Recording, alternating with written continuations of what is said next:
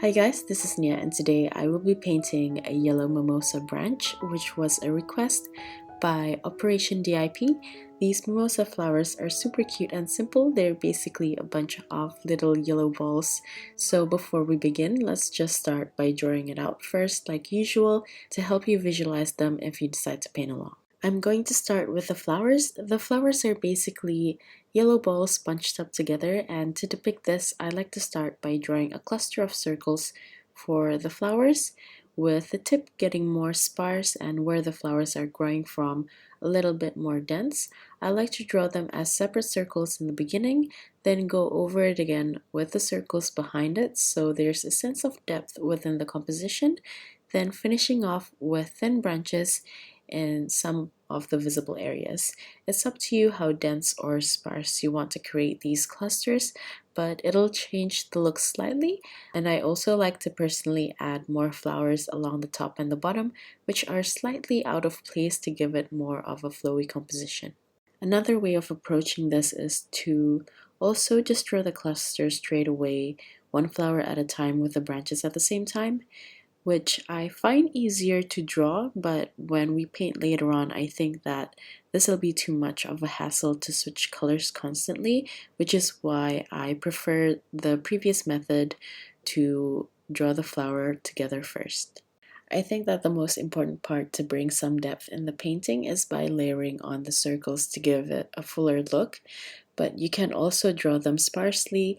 But if you do, I would suggest to add some overlapping of circles. If not, the flowers might look a little bit flat. For the leaves, I like to begin by drawing the structure, which is a shape of a leaf vein and midrib without the leaf shape itself. This is quite large, and each one of the vein is actually a thin branch which holds tiny leaves on either sides, in which I'm just going to paint them as single strokes. However, if it suits your composition more, you can also paint and draw them as individual branches with leaves to act as fillers. As for the composition, I like to start by drawing a main branch, and for the branches, I make sure that there are no straight lines. I like to make them look broken and separated to create a natural branch look.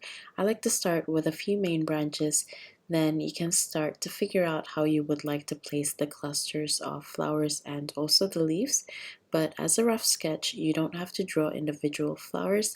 Instead, just draw a whole bunch together as ovals for you to get the overall look for the composition.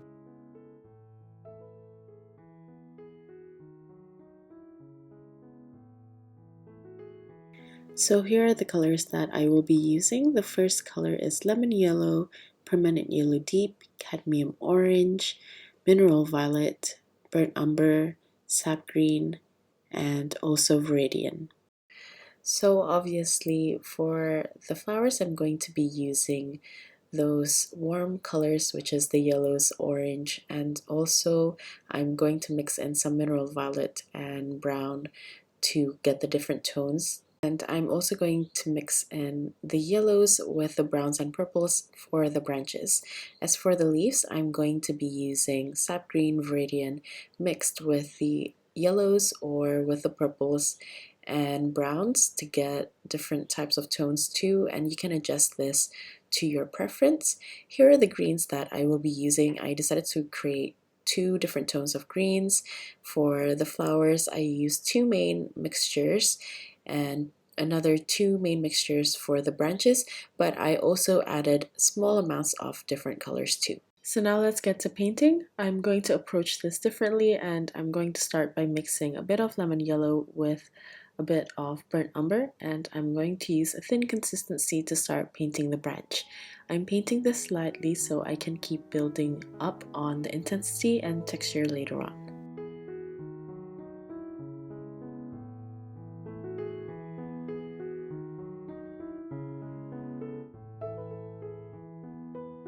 And once I've painted the main branch with smaller ones coming out, I use the lighter yellow color that I have here, which is the lemon yellow, to start painting small clusters of the yellow circles. I try to paint a small mount first with a bit of space in between so there's a clear separation between each flower, and I also want to make sure that the clusters are quite clear at this point, so I have a mapped out branch that I can visualize to work with. I want to paint this with a medium consistency since the lemon yellow is quite light in color, so I tried to make it clear for me to see each shape. We're going to keep building on the clusters to make it look fuller, so I try to avoid crowding it too much at this point. Once I have the lemon yellow color down, I want to start building on a bit of depth for the clusters, so here I mixed in a little bit of permanent yellow deep to the lemon yellow to create a deeper yellow color, and I'm going to paint some parts or the sides of the lemon yellow circles so it doesn't look too flat anymore, but I can further build this up later on, so I'm just going to do this very roughly for some of the circles.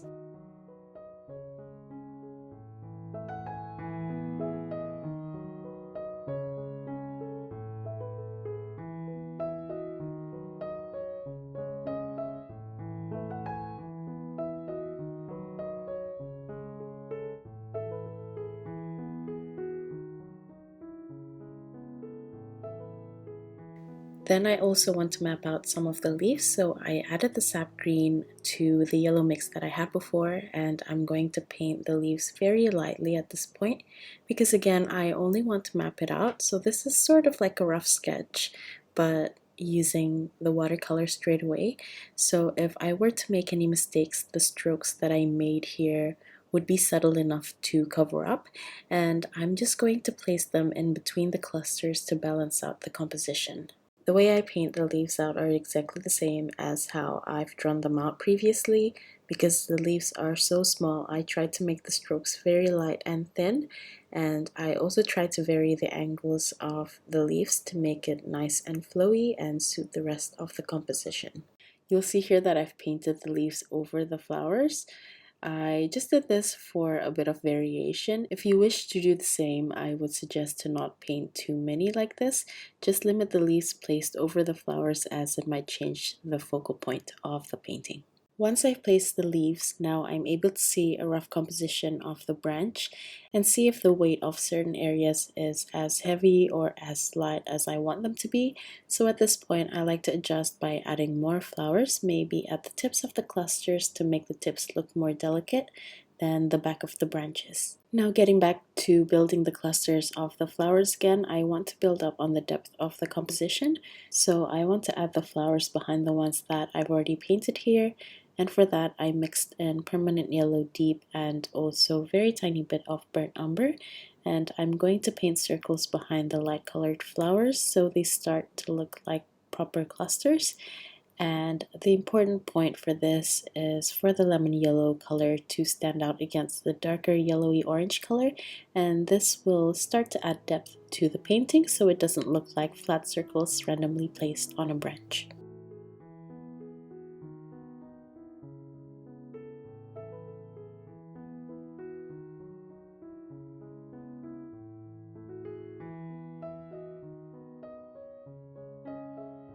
I think I have the very basic layout of the branch here, including an idea of the weight of the painting.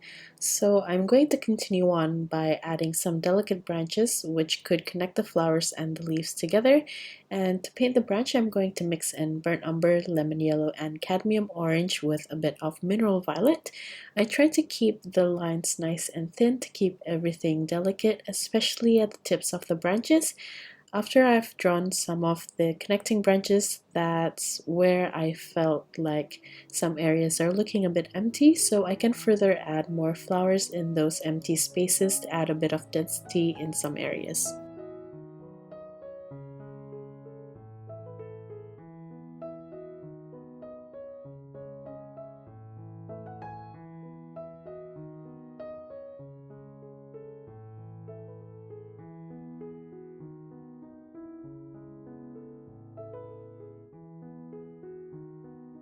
Now I feel like I can add a bit of volume to the flowers now that I have painted most of them. You can always go back to it to fill in some more empty spaces whenever you need to, but here I felt like I've painted a fair bit of flowers that I can work with. So at this point, to add volume, I'm just going to use some permanent yellow deep. So it's still lighter than the flowers that are placed at the back. And I'm going to use this color to line some of the lemon yellow flowers I painted at the beginning. The rough outline will give a bit of volume to each of the flower, as the slightly darker color will help that part of the shape to recede back, but you can also change up the placement of the outline or shadow slightly so not every flower look the exact same. And for some, I'm also going to soften the edges of the outline so the shadows look more organic. Here you will start to see the shapes evolve to look more three-dimensional instead of everything looking completely flat. In some cases, if I want to darken certain parts, I also add a touch of cadmium orange to further deepen the yellow color, and I just alternate between the two. However, in the case of the darker flowers, you can also create a darker version of the color and do the same to create the three-dimensional effect, just so it can be even all throughout. And I'm just going to continue on with this until I start seeing some of the form within the painting. Once I'm happy and I can start to see the overall form of the painting, I want to move on to the next step, which is to paint the leaves since it's still very light at the moment. For the leaves, I'm going to use a mix of Viridian and Sap Green mixed with the yellow from before, and I want a fairly medium to thick consistency so the lines can be nice and clear. And I want to also create a second tone of green so I can alternate between the two colors, which can help prevent the leaves from looking completely flat. And for the second tone, I want to create more of a muted yellow green, so I mixed in lemon yellow, sap green, and burnt umber together.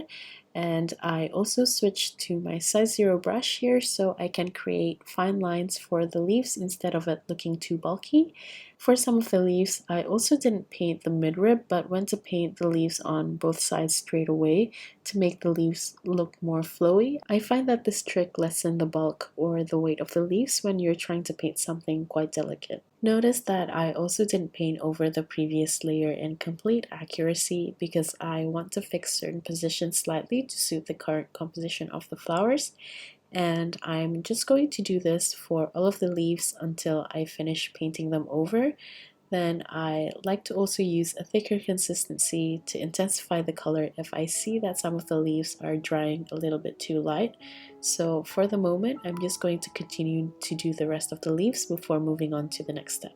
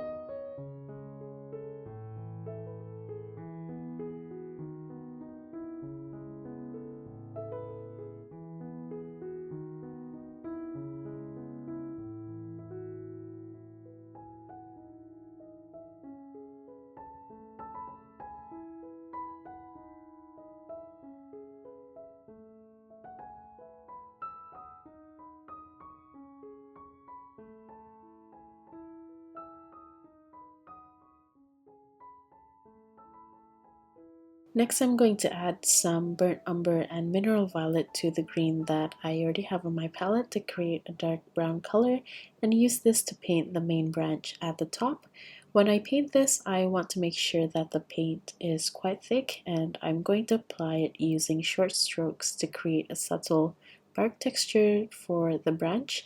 And while painting this, I'm also intentionally painting some parts of the branch darker than the rest, so the texture becomes more visible. And I'm just going to use the rest of this color to further connect some of the mimosa flowers, as well as darkening the thicker branches of the flowers and the leaves.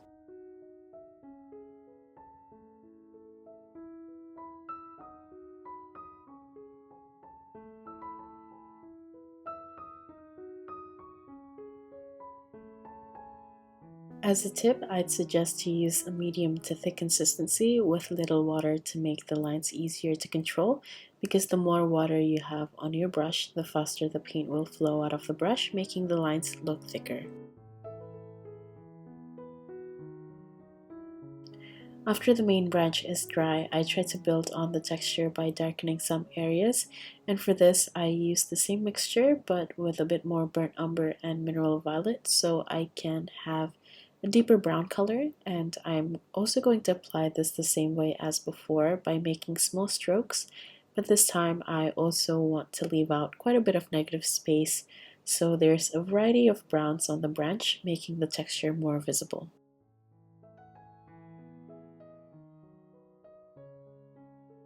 Now that I have all of the elements down, I'm just going to do some final touches like intensifying the colors of the flowers. So for some areas, I'm going to add a glaze of a medium consistency lemon yellow, and some areas with a touch of cadmium orange for either a glaze or just shadow areas to separate the flowers and turn them into individual balls.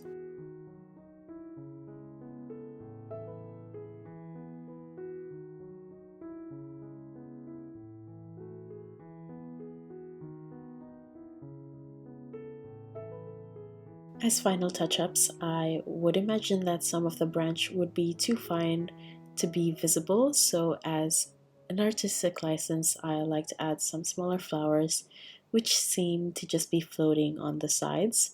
I find that this makes the composition feel more delicate as the flowers are cascading down the thin branches. Then I just fill in certain areas with darker flowers to give a fuller effect in areas I feel needs a bit more weight to balance out the whole composition. So that's basically it for my painting. Just add any additional final touch-ups according to your current stage of your painting, and once you're happy with the balance of the overall composition, then it's complete. This is the final painting. This was such a fun suggestion. I didn't even know of these mimosa flowers before. They look so fun and fresh, and I really enjoyed painting this one. Like usual, list of supplies as well as my social media links are in the description box. If you're still here, thank you so much for watching till the end, and I'll see you at the next one. Bye!